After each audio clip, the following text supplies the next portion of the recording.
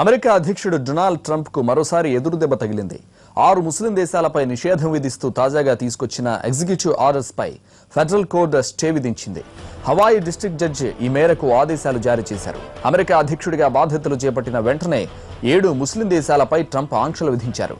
న్యాయస్థానాలు అక్షింతలు వేయడంతో వైట్ హౌస్ మరోసారి సవరణ ఉత్తర్వులను జారీ చేసింది. గతంలో 7 దేశాలపై కత్తికట్టిన ట్రంప్ ఈసారి ఇరాక్ను మినహాయించి 6 దేశాలపై బ్యాన్ విధించారు. దీనిపైన వ్యతిరేకత వ్యక్తమైంది. కొత్త ఎగ్జిక్యూటివ్ ఆర్డర్స్ ఇవాల్టి నుంచి అమల్లోకి రావాల్సింది.